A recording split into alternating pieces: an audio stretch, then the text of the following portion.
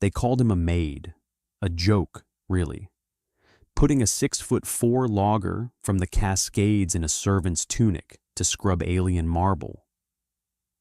The royal guard thought it was hilarious, until the night the palace shields dropped, until a dozen elite assassins tore through those shiny, arrogant guards like wet tissue paper.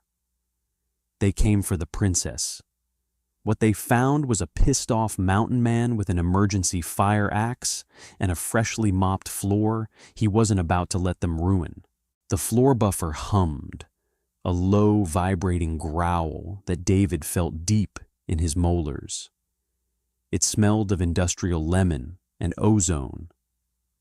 He pushed the heavy machine across the grand concourse of the diplomatic wing, his massive, calloused hands dwarfing the plastic grips. He was sweating. The station's environmental controls were set to replicate the muggy warmth of a swamp planet David couldn't pronounce, let alone care about. He wore a standard-issue domestic tunic. It was a pale, humiliating shade of lavender, stretched tight across broad shoulders and a chest thick with graying hair. He had rolled the sleeves up past his elbows, revealing forearms corded with muscle and faded ink. Back in Oregon, he used to fell Douglas firs with a chainsaw. Now, at 52, he buffed scuff marks out of polished synth granite. "Mind your boots, human!" David stopped the buffer. He didn't look up, just watched the polished boots of Commander Gideon stop inches from his freshly cleaned floor.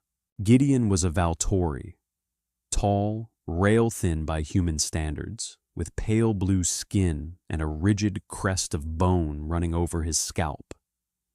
He wore the armor of the Royal Sun Guard, a ridiculous, gleaming assembly of gold plating and hard light projectors that clicked and hummed with every step. Gideon looked down at David with 4 obsidian eyes, his mouth twisted in a sneer. "You missed a spot, Maid," Gideon said. The translation collar around the alien's neck turned his clicking native tongue into perfect aristocratic English. The word "maid" was heavy with manufactured contempt. David wiped his forehead with the back of a massive hand. "Floor's wet," he said, his voice a deep, gravelly rumble. "Walk on the carpet, Commander," Gideon scoffed, stepping deliberately onto the wet granite. His boot left a muddy streak. 2 other guards behind him, Arthur and Cole, their translated names just as bland, chuckled. "Keep scrubbing," Gideon said, tossing a soiled cloth over David's shoulder. "Perhaps, if you work hard enough, your primitive species will earn a place in the actual military. Until then, stay out of the way. We are on high alert tonight." They swaggered off, their armor clinking. David watched them go. He didn't get angry. Anger was a waste of calories. He reached into his pocket, pulled out a crinkled photo of a young woman in a graduation gown, and stared at it for 3 seconds. His daughter, Sarah. Medical school on Earth cost a fortune. Hazardous duty pay on an alien diplomatic station paid a fortune. He put the photo away, picked up the soiled cloth, and went back to the buffer. He does it on purpose, you know. David turned. Standing in the archway of the pantry was Princess Clara. Her real name was a rapid sequence of melodic clicks that sounded like breaking glass, but the universal translators flattened it to Clara. She was Valtori, like Gideon, but softer. She lacked the aggressive bone crests of the males, her blue skin patterned with faint silver speckles. She was young, maybe 19 in human years. "I know, Princess," David said, shutting off the buffer. "You shouldn't let him speak to you like that," Clara said, stepping carefully onto the carpet to avoid the wet floor. "You are twice his mass. I have read human physiology files. You could snap him in half. I get paid to clean, not to snap, David grunted. He walked over to the pantry cart and pulled out a thermos. Besides, Gideon relies on energy shields.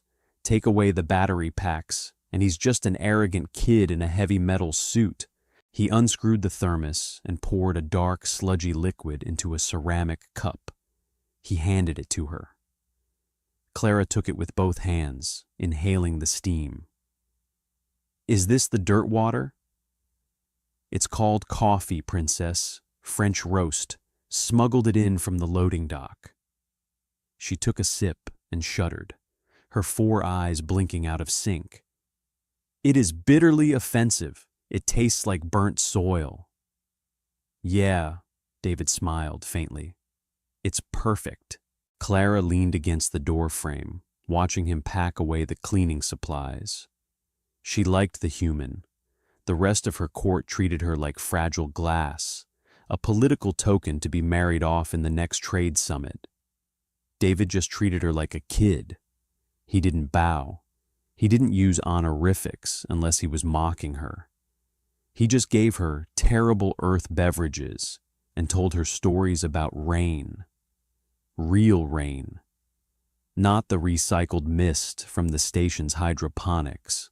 Are the mountains really that tall? She asked quietly. Taller than the spires on my homeworld? David paused, tossing a rag into a bucket. He looked at the sterile, glowing walls of the station. Taller and quiet. When the snow falls, it dampens the sound. You can stand in the middle of the woods and hear your own heartbeat. Nothing but white and green for miles. Clara looked down into her coffee. I wish to see that. Before they send me to the Kalen sector. David sighed, heavy and tired. He felt a pang in his chest. She reminded him too much of Sarah before the world got complicated.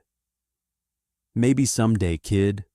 Now drink your dirt water and get back to your quarters. Gideon is right about one thing. Security is tight tonight. Something's buzzing on the lower decks. Good night, David, she said softly, handing the cup back. Night, Princess. Lock your doors. He watched her walk down the grand hallway, flanked immediately by 4 sun guards. David turned back to his cart. He had to unclog a grease trap in the kitchen before his shift ended. He picked up a heavy steel pipe wrench. It weighed about 8 pounds, solid iron, cold and heavy in his hand. It felt good, better than the mop. The attack didn't start with an explosion. It started with silence. David was deep in the bowels of the East Wing, lying on his back under a massive leaking industrial sink. He was wrestling with a rusted joint, swearing softly under his breath. The wrench gripped the metal. He threw his weight into it. Suddenly, the low, omnipresent hum of the station's primary generators died. The bright, sterile white light snapped off, plunging the kitchen into pitch blackness. A second later, the emergency backups kicked in, bathing the room in a dull, bloody red glow. The air scrubbers whined and spun down. David didn't move. He lay still, listening. Above him, through the ventilation grates, he heard a sound that made his stomach drop. It was a heavy, wet thump, then a metallic clatter. It didn't sound like a machine breaking. It sounded like a body hitting the floor. He slid out from under the sink and stood up, wiping grease on his trousers. He moved to the door and cracked it open. The corridor outside led to the grand staircase, which in turn led to the royal quarters. Through the red-lit gloom, David saw them. They dropped from the ceiling like spiders, 6 of them in the main hall. They wore matte black environmental suits that absorbed the red light, rendering them as moving silhouettes. They moved with absolute terrifying silence. Kinetic dampeners, David realized. High-tech, expensive stealth gear. Commander Gideon and 5 of his sun guards rushed into the hall from the opposite side. "Intruders!" Gideon barked, drawing his plasma rifle. "Activate hard light shields! Open fire!" The guards' armor flared to life, projecting brilliant, shimmering barriers of golden energy around them. They raised their rifles and fired. Bolts of searing blue plasma lit up the hallway, scorching the walls and shattering the decorative glass pillars. The assassins didn't retreat. They didn't even take cover. They moved forward with unnatural speed. The lead assassin raised a weapon that looked like a thick, brutal tube. It didn't fire energy. It gave a muted, mechanical cough. A solid, heavy slug of dense tungsten tore across the room. It hit the golden energy shield of a sun guard. The shield flared, designed to absorb and dissipate high-energy plasma. But a physical slug moving at low velocity? The shield barely registered it. The heavy bullet punched straight through the energy barrier, shattered the guard's golden breastplate, and blew out his spine. The guard folded, dead before he hit the ground. "Kinetic weapons!" Gideon screamed, panic cracking his aristocratic voice. "Fall back! They're using solid slugs!" It was a slaughter. The Valtori guards had trained their entire lives to fight modern, energy-based wars. They had no idea how to deal with raw, physical violence. The assassins closed the distance. They didn't bother shooting anymore. They drew long, curved monomolecular blades. David watched as an assassin slid under a blast of plasma, stood up inside a guard's shield bubble, and casually drove a blade through the guard's throat. Arthur and Cole died screaming. Gideon stumbled backward, his rifle jammed, firing wildly into the ceiling. An assassin stepped up behind him, grabbed his bony crest, yanked his head back, and drove a blade into his chest. Gideon collapsed, his golden armor sputtering and dying. The grand hall was quiet again. The entire skirmish had taken less than 30 seconds. David held his breath, his heart hammering a slow, heavy rhythm against his ribs. He counted them. 6 here, probably another 6 flanking the outer corridors. They stepped over the dead guards, their boots leaving bloody footprints on the marble David had just polished. They were heading up the stairs. To the princess. David looked down at his hands. He looked at his lavender maid's tunic. He pulled the collar, ripped the tunic down the front, and shrugged it off, letting it fall to the floor. Underneath, he wore a gray thermal shirt, tight against his massive frame. He looked at the iron pipe wrench in his right hand. It was good, but not good enough. He stepped back into the kitchen and walked over to the emergency bulkhead. Bolted to the wall behind a pane of reinforced permaglass was an Earth-standard emergency fire axe. The diplomatic station kept them stocked to satisfy human safety regulations regarding bulkhead breaches. A heavy, high-carbon steel wedge, painted bright red, attached to a solid composite handle. David wrapped his fist in a thick rag, punched through the glass, and pulled the axe free. He tested the weight. It was heavy, brutal, honest. He didn't have comms. He didn't have backup. He didn't have shields. He just had 100 feet of hallway between him and Clara's door, and a whole lot of anger. Princess Clara backed into the furthest corner of her bedchamber, her 4 eyes wide with unblinking terror. The heavy reinforced doors of her quarters had been blown open. The twisted metal hung smoking on its hinges. Her 2 personal guards lay in the entryway, their bodies twisted in unnatural angles, bleeding dark violet blood onto the white rugs. 3 assassins stepped into the room. They didn't speak. They didn't gloat. They moved with a terrifying mechanical efficiency. The lead assassin raised his slug thrower, aiming directly at Clara's chest. She squeezed her eyes shut and crossed her arms over her face, waiting for the impact. A heavy whistling sound cut through the air. Crack. Clara flinched, opening her eyes. The lead assassin staggered forward, his slug thrower discharging into the floor.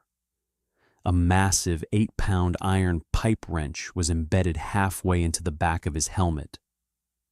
The metal had crumpled inward under catastrophic force. The assassin stood frozen for a second, then collapsed like a puppet with its strings cut. The remaining 2 assassins spun around, raising their weapons toward the doorway. David stepped through the smoke. He didn't look like the quiet, deferential chambermaid who poured her terrible coffee. The lavender tunic was gone. He looked huge, filling the doorway, his chest heaving. His gray shirt was tight over dense muscle, his thick beard dusted with pulverized concrete from the hallway. In his right hand, he held a massive, red fire axe. The second assassin fired. The heavy tungsten slug caught David in the left shoulder. The impact jerked him backward. Clara screamed. David grunted, a short, sharp exhalation of pain. The bullet tore through his bicep, spraying red blood against the wall. But David didn't stop. He didn't fall. He just gripped the axe handle with both hands and charged. He didn't know martial arts. He didn't know the precise angles of tactical blade work. He knew how to swing an axe to chop down a massive old-growth pine tree. He knew leverage, momentum, and brutal, unstoppable force. The assassin tried to adjust his aim, but David was already there. He swung the axe in a wide, devastating horizontal arc. The assassin raised his arm, relying on the reinforced carbon weave of his suit to deflect the blow. The suit was designed to stop high-velocity shrapnel and grazing cuts. It was not designed to stop a massive wedge of high-carbon steel driven by 250 pounds of furious human muscle. The axe cleaved through the armor, through the bone, and buried itself deep into the assassin's ribs. The sound was horrifying, a wet, crunching thud. The assassin shrieked, a high, human-sounding noise, as David ripped the axe free in a spray of blood. The assassin dropped, gasping, clawing at his ruined chest. The third assassin abandoned his gun. He drew his monomolecular blade and lunged at David, moving with blinding speed. He slashed out, catching David across the thigh. David roared, dropping to one knee. The assassin pivoted, bringing the blade down in a lethal arc, aimed at the back of David's neck. David dropped the axe. He reached up with his uninjured right hand and caught the assassin's wrist mid-swing. The momentum stopped dead. David's grip was like a vice, forged by decades of hauling timber and wrestling heavy machinery. The assassin strained, trying to force the blade down, but David slowly, agonizingly stood back up, forcing the assassin's arm backward. David looked the faceless helmet dead in the visor. He didn't say a word. He just twisted his grip. Snap! The bone broke loudly. The blade clattered to the floor. Before the assassin could react, David grabbed the front of his tactical harness, lifted him an inch off the floor, and drove his forehead straight into the center of the assassin's faceplate. Crack. The reinforced glass spider-webbed. David headbutted him again. The glass shattered. David threw the limp body against the wall. The assassin slumped down, completely unresponsive. Silence returned to the room, broken only by the harsh, ragged sound of David breathing.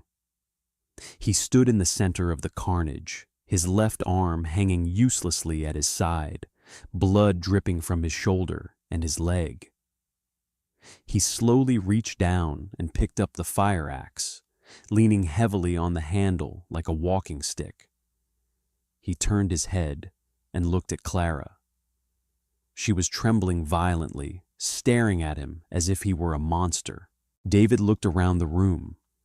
He looked at the bodies, the shattered wood, the blood soaking into the pristine white rug. He sighed, wiping sweat and blood from his forehead with the back of his hand. "Sorry, Princess," David mumbled, his voice thick with exhaustion. "I just cleaned that floor." David leaned against the shattered door frame of the princess's chamber and slid slowly down to the floor. The adrenaline spike was beginning to crash, leaving behind a cold, sharp clarity and pain. He looked at his left shoulder. The heavy tungsten slug had punched straight through the meat of his bicep. It was a messy, ragged hole. Human blood, startlingly bright red against the stark white of the royal carpets, flowed in a steady, pulsing rhythm down his arm, dripping from his fingertips. His thigh was worse. The monomolecular blade hadn't cut deep into the muscle, but it had sliced a foot-long gash across his leg. Clara stood frozen by her bed. She was staring at the puddle of red expanding around David's boots. Valtori blood was a dark, bruised violet. They didn't bleed like this. They didn't have the same high-pressure circulatory systems. "You are leaking," Clara whispered, her voice trembling. "Your fluid. It is very bright." "Yeah, we're colorful on the inside," David grunted. He pressed his right hand hard against his shoulder, grimacing. "Don't just stand there, kid. Get your med kit. The one in your bathroom." Clara blinked, snapping out of her trance. She gathered her silk nightrobes and stepped gingerly over the crumpled body of the assassin David had killed with the wrench. She disappeared into the washroom and returned seconds later with a sleek, white polymer box. She knelt beside him, her hand shaking as she popped the lid. "I do not know human physiology," she said, her 4 eyes darting between the wound and the medical supplies. "The coagulants, they are formulated for Valtori plasma. They might poison you." "Can't be worse than bleeding to death," David said. He reached into the box with his good hand and pulled out a tube of trauma sealant. It looked like industrial caulking. "Pull my sleeve up." Clara hesitated. She had never touched a human before. Her delicate, long fingers gripped the torn fabric of his gray thermal shirt. She pulled. David let out a sharp hiss through his teeth as the fabric tore away from the raw wound. "Sorry," she gasped. "It's fine. Now squirt that gel directly into the hole. Don't be gentle. Fill it."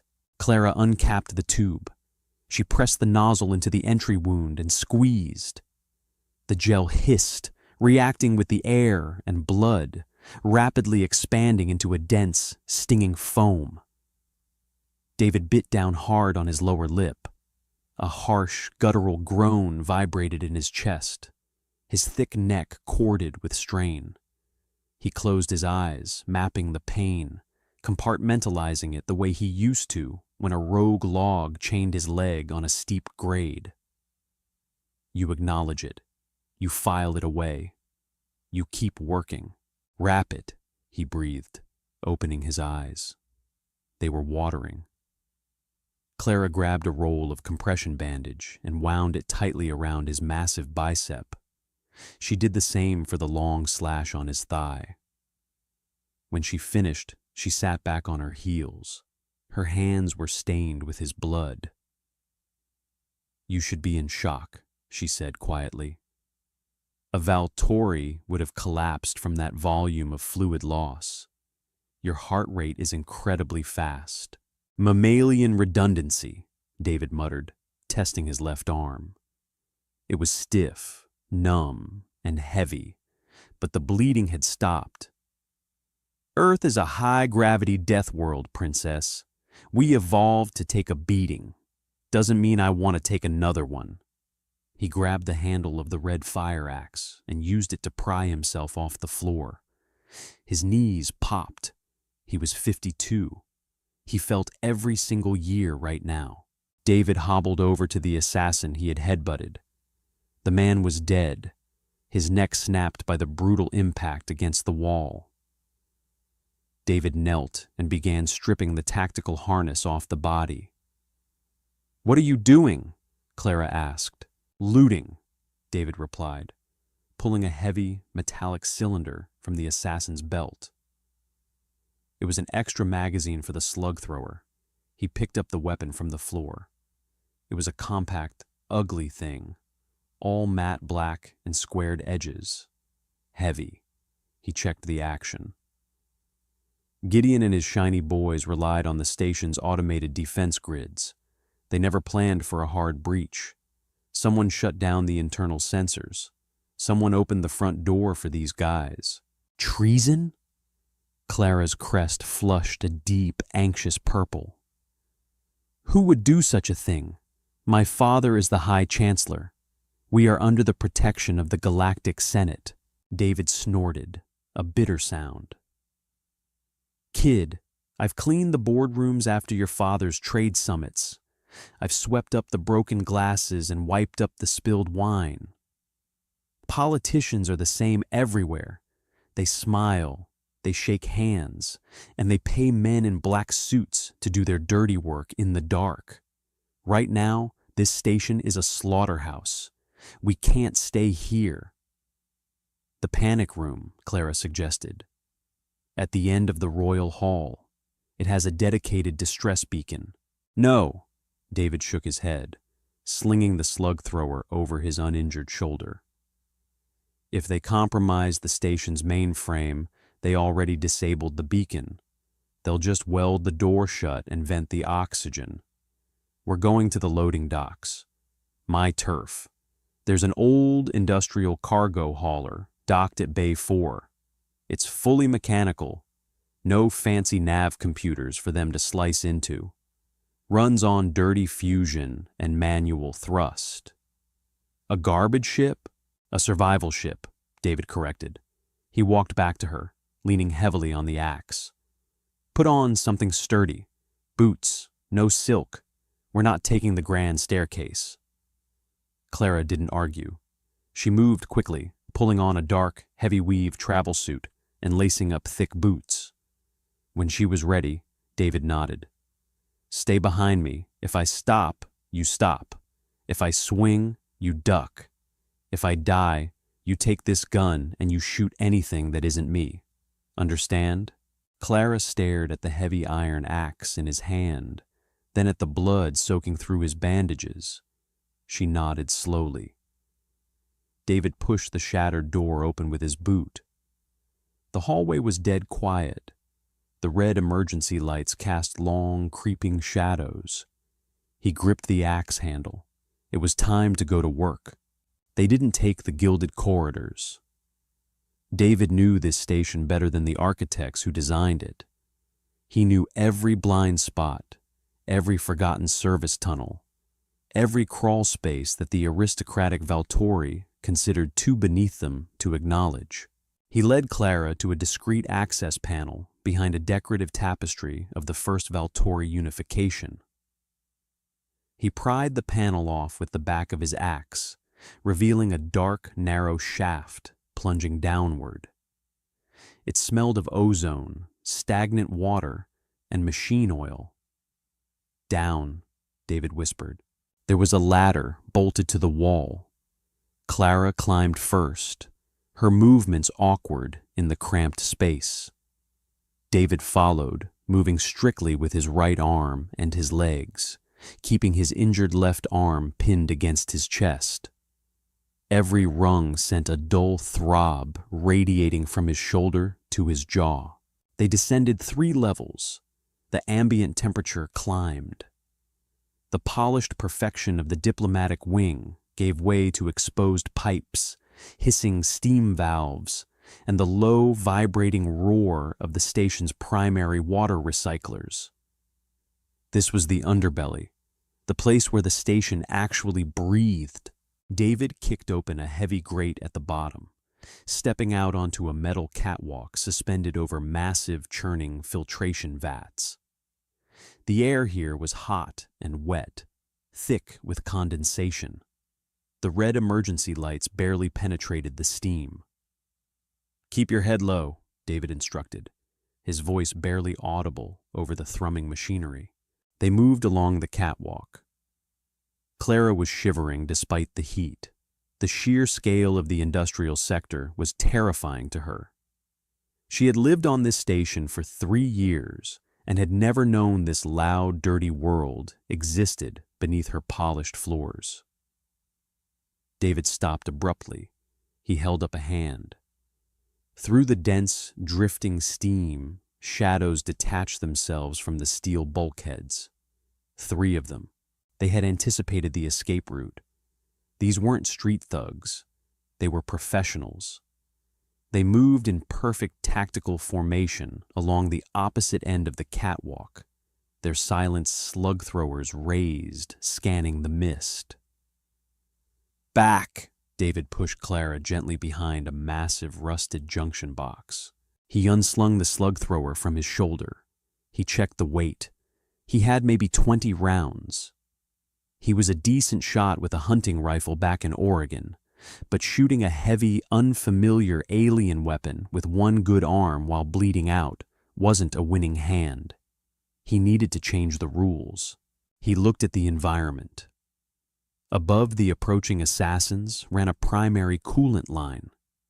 It was thick as a tree trunk, carrying super-chilled liquid nitrogen to the server farms a level below. The pipes were old. David knew they were old because he had filed 3 maintenance requests in the last month to replace the decaying pressure valves. Management had ignored him. David set the slug thrower down on the grate. He gripped his fire axe. "Cover your ears," he told Clara. David didn't aim at the assassins. He stepped out from behind the junction box, raised the axe, and threw it with every ounce of strength remaining in his right arm. The heavy red wedge spun end over end through the steam. It didn't hit a person. It struck the rusted, heavy brass pressure valve on the coolant line directly above the assassins. The high carbon steel cleaved through the corroded brass like rotten wood. The pipe ruptured. There was a sound like a screaming jet engine. A massive, violent torrent of liquid nitrogen blasted downward at 200 pounds per square inch. The temperature in the corridor plummeted instantly. The sheer force of the blast knocked the lead assassin off the catwalk.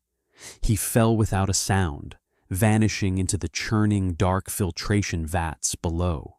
The second assassin caught the brunt of the spray.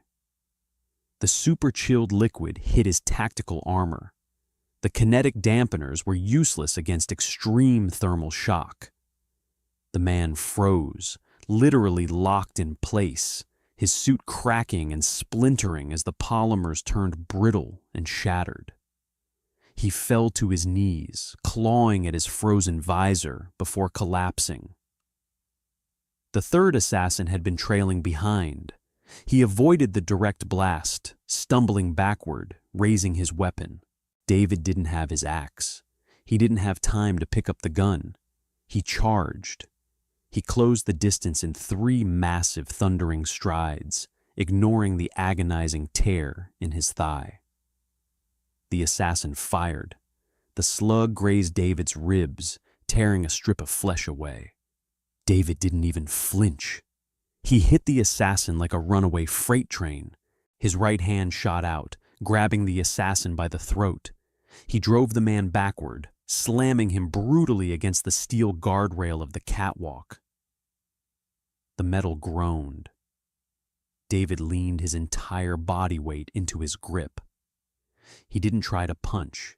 He didn't use finesse. He used the sheer, terrifying leverage of a man who spent 30 years wrestling timber. He squeezed. The assassin thrashed, dropping his gun. He drew a combat knife and stabbed blindly at David's side. The blade sank into David's flank, missing the kidney by an inch. David roared. It wasn't a battle cry. It was a pure animal sound of pain and rage. He lifted the assassin by the throat and threw him over the railing. The man fell, thrashing in the air, until he hit the churning water 50 feet below. David collapsed against the railing, coughing violently. Blood dotted his lips. He reached down to his side and pulled the combat knife out of his flesh with a wet shuck. He tossed it aside. He was breathing heavily, his chest heaving like a bellows. Clara ran to him. She didn't look like a royal anymore. Her travel suit was stained with grease, her face pale. She grabbed his right arm, trying to support his weight. "You are dying," she said, her voice cracking. "Your body cannot sustain this." I'm fine," David wheezed, spitting blood onto the metal grate. "Just a scratch. Keep moving." He walked over to the frozen body of the second assassin, retrieved his red fire axe, and pulled the frozen slug thrower from the man's stiff hands. "We're close," David said, his voice dropping an octave, raspy and dry. "Bay 4 is just past the recycling hub. Let's go." They limped forward. David's vision was beginning to blur at the edges. The pain in his shoulder, leg, and side was blending into a singular, dull roar of agony. But the anger kept him moving.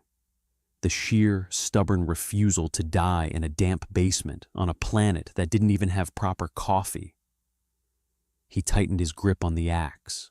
Bay 4 was a cavernous, echoing vault designed for heavy industrial freighters. It was cold, smelling of burnt ozone and metallic dust.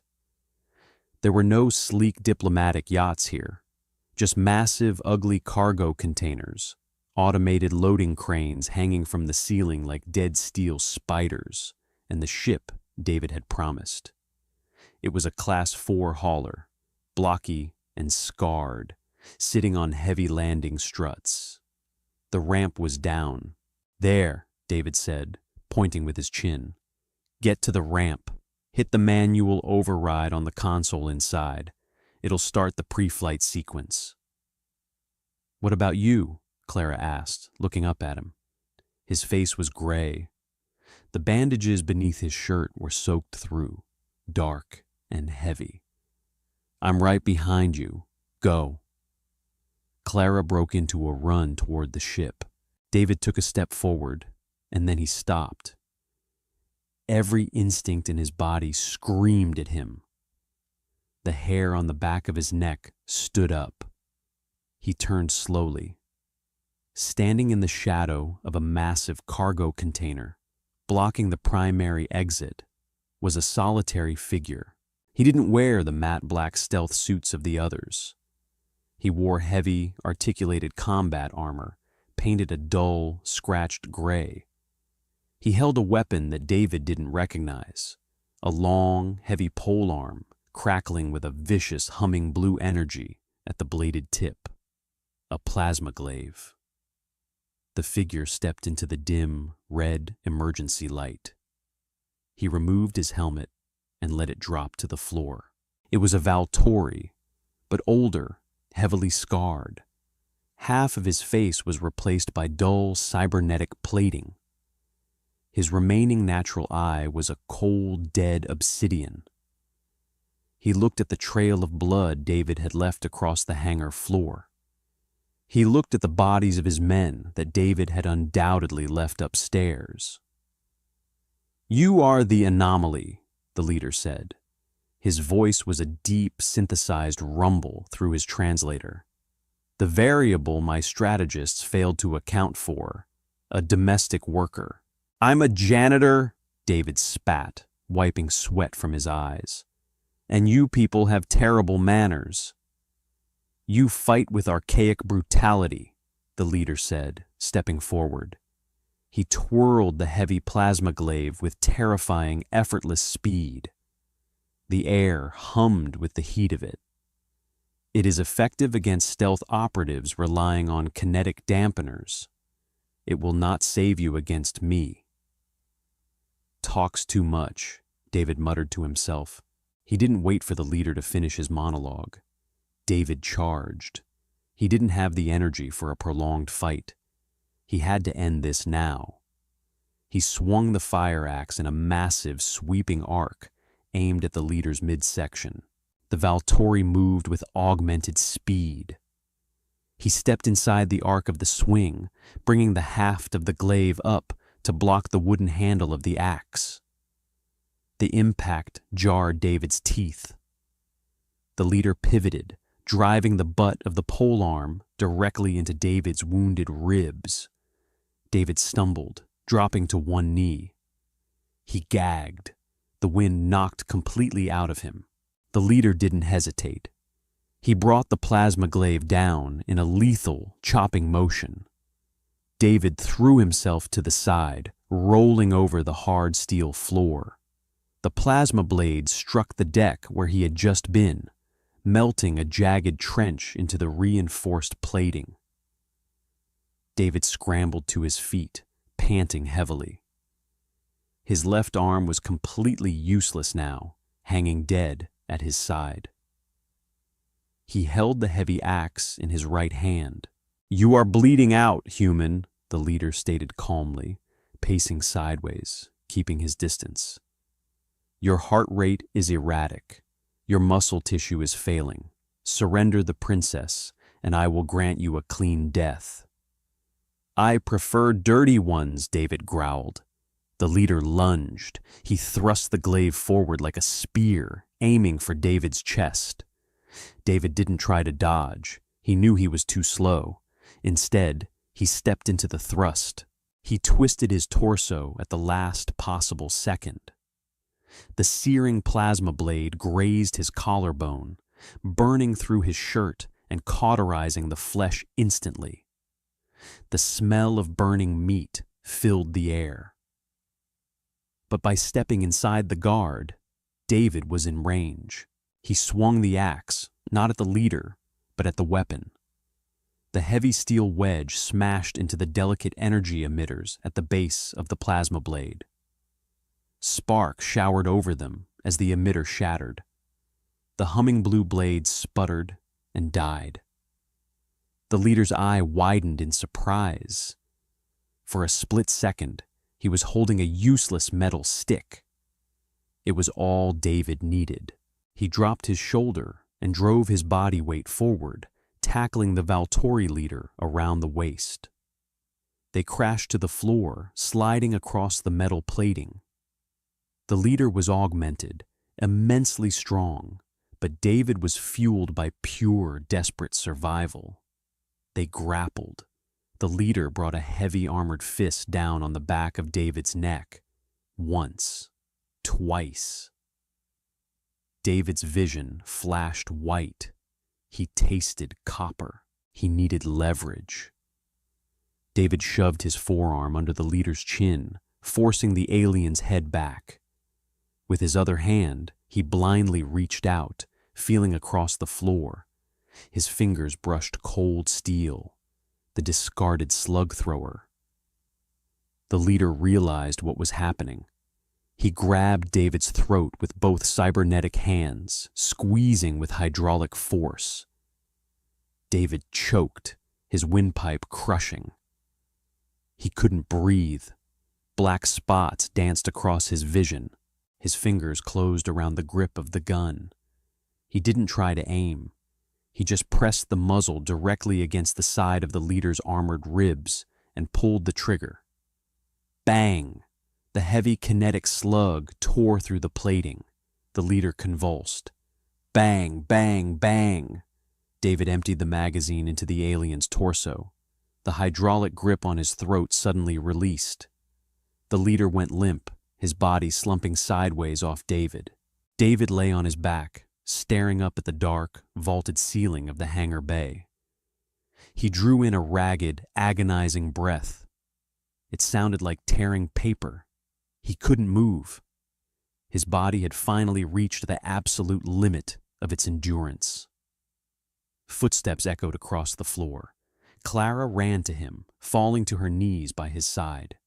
She was crying, real, ragged tears. "David," she sobbed, grabbing his massive, calloused hand. "David, please, the ship is ready. The ramp is open. You have to get up." "Can't, kid," David whispered.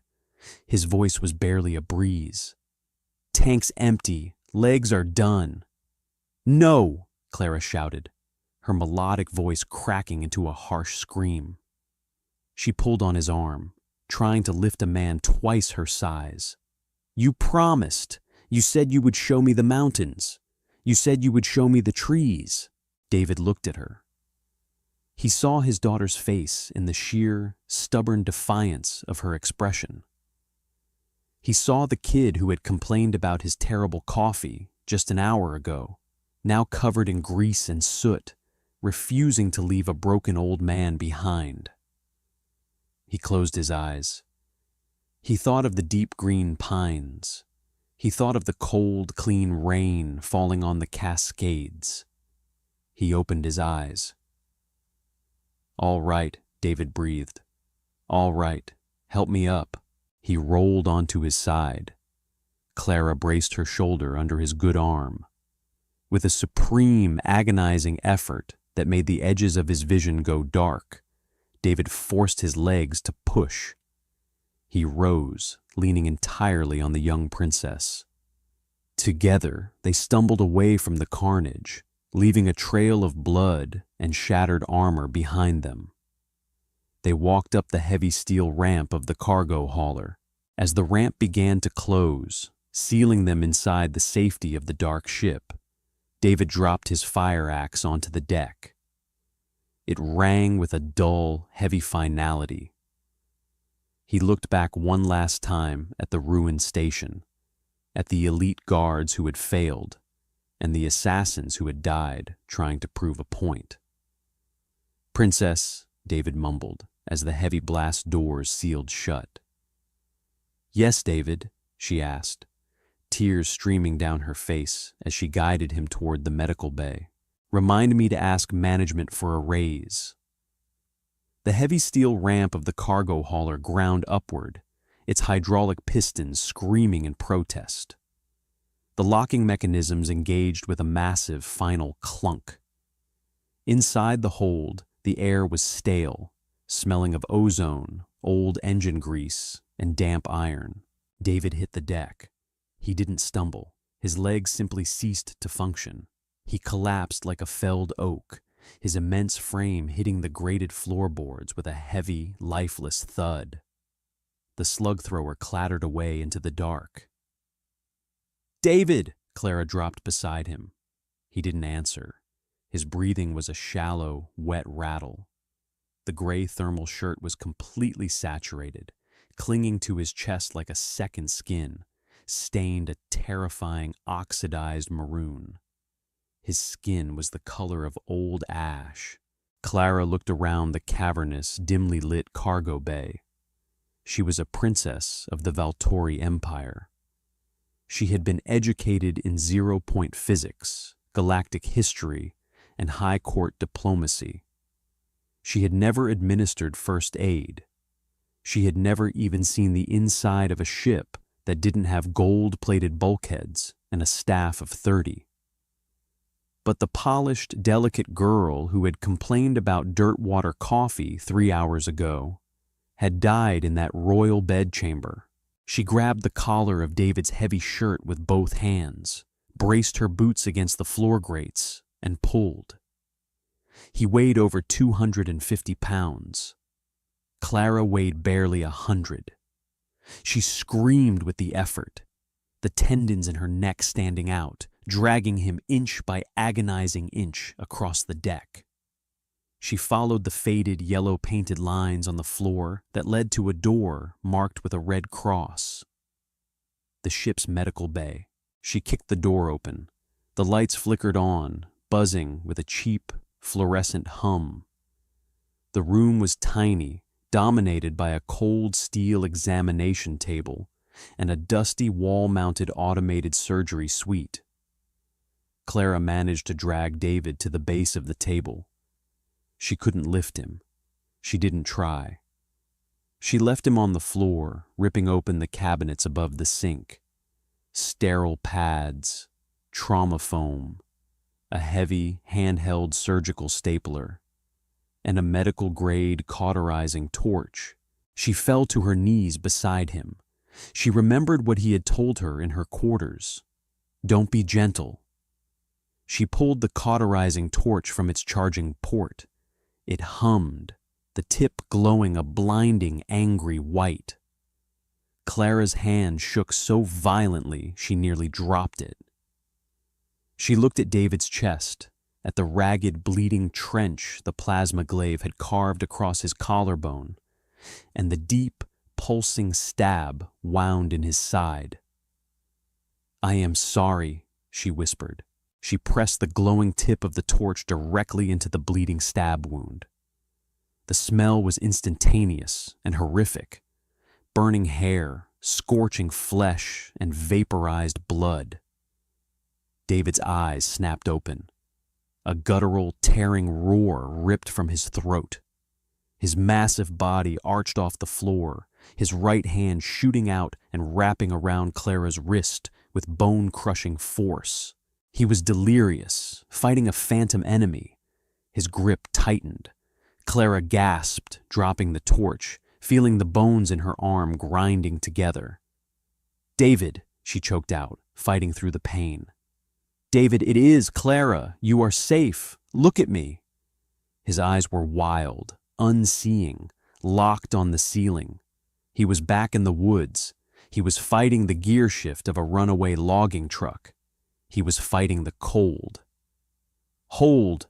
The line!" he ground out through clenched teeth. "I am holding it," Clara said firmly, using her free hand to press a fresh block of trauma foam against his cauterized side. "You have to let go. You are breaking my arm." The sound of her voice, the calm, absolute, desperate authority in it, seemed to pierce the fog of his pain. David blinked. The wildness receded, replaced by a dull, glassy exhaustion. He looked at her hand, then slowly loosened his grip. He fell back against the steel floor, his chest heaving. "Sorry," he breathed, his voice barely a rasp.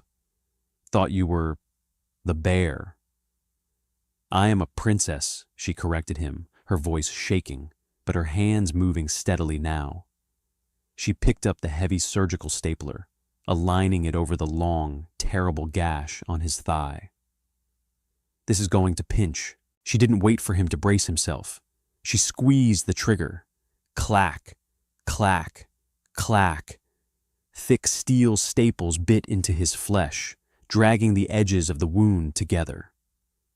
David just squeezed his eyes shut and ground his jaw until his teeth squeaked.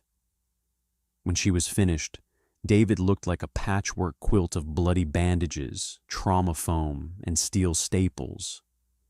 Clara sat back on her heels, wiping her forehead with a bloody sleeve. The ship groaned beneath them, a deep, structural vibration. "Did you hit the launch override?" David whispered, his eyes still closed. "I hit the large red button on the primary console," Clara said. "The automated docking clamps disengaged. We are drifting." "Good. Automated scanners. Look for high-energy ion trails. We're running on dirty fusion, just a cold rock in the dark." David coughed, a dry, harsh sound. "Get us out of orbit. Manual thrusters only. Point the nose toward the Kepler corridor. I do not know how to fly an industrial hauler. David opened one eye. It was bloodshot and exhausted. It's got a steering yoke and a throttle. It's a tractor in space. Figure it out, kid. I'm going to sleep now. His head rolled to the side, and he passed out completely. Clara sat in the silence of the med bay for a long time. She looked at her blood-stained hands. She looked at the giant, broken man on the floor who had just dismantled an elite hit squad with hand tools and sheer, stubborn rage to keep her alive. She stood up. She walked to the sink, washed the human blood from her skin, and turned off the lights. She made her way to the cockpit. The console was a mess of analog dials, physical switches, and CRT monitors. It lacked the smooth, telepathic interfaces of Valtori yachts. It was brutal and ugly. Clara sat in the pilot's seat. She gripped the heavy, worn leather of the steering yoke. She pushed the throttle forward. The old ship shuddered, groaning against the vacuum, and slowly turned its blunt nose toward the deep black. David woke to the smell of burning coffee. He didn't open his eyes immediately. He lay still, taking inventory of his body. Everything hurt. The pain wasn't sharp anymore. It was a deep, throbbing ache that radiated from his bones. His left arm felt heavy and dead. His ribs burned with every breath. He was lying on a narrow, firm cot. He forced his eyes open. The lighting was dim. He was in the captain's quarters, a cramped metal box barely larger than a closet. He turned his head. Sitting at a small, bolted-down steel desk was Clara. She had discarded the ruined silk of her royal underlayers. She was wearing an oversized, oil-stained canvas jacket she must have found in a locker. Her sleeves were rolled up. Her blue skin was smudged with grease. She was staring intently at a battered datapad, a mug of steaming black liquid in her hand. "Smells like battery acid," David rasped. Clara jumped, dropping the datapad on the desk. She spun around, her 4 eyes widening. A look of profound relief washed over her face. "You have been unconscious for 3 standard days," she said, standing up and crossing the small room. "The medical computer suggested you had slipped into a terminal coma. I was preparing to read the human rites of passing. I found a file on your network. Something about a Viking funeral." David let out a short, dry bark of laughter, then immediately winced, clutching his ribs. "Don't burn the ship down just yet. I'm too stubborn to die in my sleep." He tried to sit up. The room spun wildly. Clara reached out, pressing a firm hand against his good shoulder, pushing him back down. "Stay horizontal," she ordered. It wasn't a suggestion. "Your red blood cell count is critically low. You require rest." David looked at her, really looked at her. The haughty, fragile girl from the palace was gone. Her posture was different. The way she held herself, grounded, practical. She had kept the ship running for 3 days while he bled on a cot. "You look terrible, Princess," David said softly. "I have not slept," she replied flatly. "And I had to learn how to flush a thermal manifold using a translated PDF manual, written in an archaic human dialect called Texan. It has been a difficult week." She handed him the mug. David took it with his right hand. He took a sip. It was hot, bitter, and tasted faintly of copper piping. It was the best thing he had ever tasted. "Where are we?" he asked. "We passed the Kepler corridor yesterday," Clara said, leaning back against the desk. "We are in the deep drift, uncharted sectors. I kept the main drives cold, as you instructed. We are moving on residual momentum and micro burns. No one has followed us. David took another sip, letting the heat settle in his empty stomach. They will. Gideon didn't orchestrate that hit. He was just an arrogant kid who got bought. The people who bought him have deep pockets and long reach. Clara looked down at her boots. It was Lord Hale, she said quietly. He is the Minister of Trade. My father trusted him. But Hale opposed the treaty with the inner colonies. He believed my marriage to the Kalan prince would dilute Valtori purity. So he hired a professional guild to wipe you out, blame it on human terrorists, and start a war, David summarized, shaking his head. Politicians, always willing to burn the house down to rule the ashes. What do we do now, David? Clara asked. For a moment, the hardened survivor cracked, and she looked like a terrified teenager again. I have no throne. I have no guards. My father likely believes I am dead. We cannot run forever in a garbage ship. David set the mug down on the deck. He looked at the stark gray ceiling of the cabin. He thought about Sarah. He thought about the cabin in Oregon, the smell of pine needles baking in the summer sun, the quiet isolation of the mountains. He had left it behind to pay for a future. Now, he didn't have a future to pay for, just the present, just the girl sitting in front of him. We don't run forever, David said. We find a place to dig in, a place where the rules change. We go to the frontier. Suddenly, a harsh, blaring klaxon shattered the quiet of the room. The ship's interior light switched from dim yellow to a flashing, urgent crimson. Clara's head snapped toward the door. Proximity alarm, David grunted, throwing his legs over the side of the cot. The pain in his thigh flared, hot and sharp, but he ignored it. Help me up. You cannot fight, Clara protested. I'm not going to fight, David said, grabbing her shoulder and using it to haul himself to his feet. He swayed, heavily favoring his right leg. I'm going to drive. They hobbled down the narrow corridor to the cockpit. David fell heavily into the pilot's seat. He brought up the sensor readouts on the central CRT monitor. Green text scrolled across the black screen. They found our thermal wake, David muttered, his jaw tight. A stealth corvette, fast, heavily armed, and completely off the grid.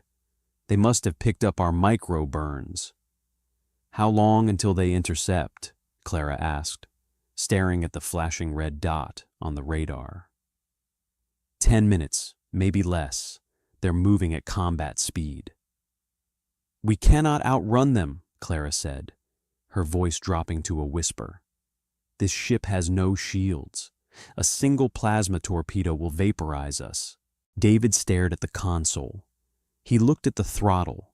He looked at the engine temperature gauges. He felt the heavy, rhythmic vibration of the dirty fusion drive beneath his boots. It was an old engine, unstable, prone to overheating. He reached out and flipped a row of heavy analog switches. You're right, David said. We can't outrun them, so we let them catch us. Are you insane? Clara shouted over the rising whine of the ship's engines. Probably, David said, his hands moving rapidly over the console, shutting down the ship's internal safety limiters. Go to the lower airlock.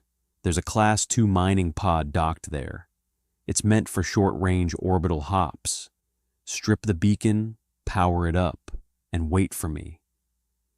I am not leaving you. David spun the heavy leather chair around. He looked at her, his eyes hard and uncompromising. You're not. I'm right behind you.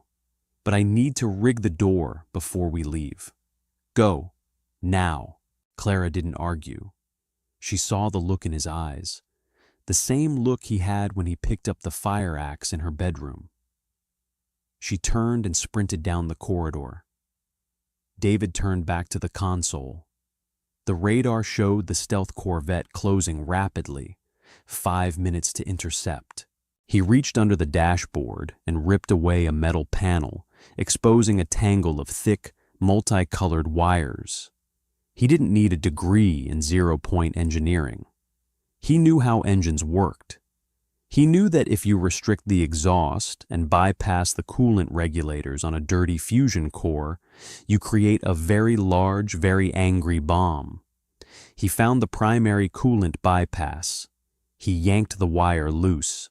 Instantly, the engine temperature gauges on the console spiked into the red zone. The deep vibration of the ship turned into a high-pitched, terrifying shudder. The metal deck beneath his feet grew warm. Warning, core temperature critical, containment failure imminent, a synthetic, monotone computer voice announced over the intercom. David smiled grimly.